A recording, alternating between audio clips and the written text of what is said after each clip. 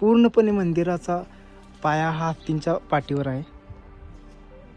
इतिहास हा पुस्तकात नसून तो आपल्या आजूबाजूला रस्त्यावर हा जिवंत आहे. त्याचं उत्तम उदाहरण म्हणजे हे मंदिर. तर हे मंदिर कसं वाटलं हे कमेंटमध्ये मला नक्की सांगा. तर हे मंदिर आहे ते. या मंदिराच्या आतल्या बाजूस जास्त शूटिंग करायला परमिशन नाही आहे, तर तेवढाच आपल्याला शूट घेतला आहे. तुम्ही मला महाराष्ट्रातील अशा कोणत्या ऐतिहासिक किल्ले किंवा अशा कोणत्या रस्त्यावर राईड करताना पाहू इच्छिता हे मला कमेंटमध्ये सांगा. व माझ्या चॅनलला व इंस्टाच्या पेजला फॉलो करायचं विसरू नका. तर चला तर मग नेक्स्ट राईड तुम्ही ठरवा. आता ही राईड तर मला कमेंटमध्ये आलं की खिद्रापूर करा, तर मी खिद्रापूर केलं. नेक्स्ट तुम्ही सांगा कुठं जायचं, मी तिथे येऊन व्हिजिट करून जाईल.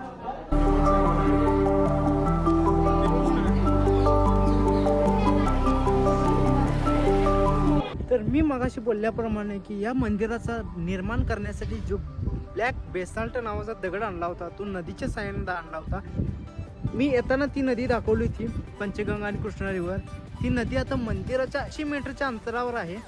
ती नदी येऊन मिळते, ती नदी मी दाखवतो मला. चला, ही आहे ती नदी. तर आता आपण मंदिराचं वगैरे सगळं दर्शन घेऊन वगैरे आता रिटर्न जात आहोत. तर रिटर्न जाताना आता मी सांगितल्याप्रमाणे नेक्स्ट राईड ही तुम्ही ठरवा. कमेंट करा की नेक्स्ट कुठं कुठली डेस्टिनेशन असणार आहे आपली हे तुम्ही ठरवा. चला तर मग जाऊया.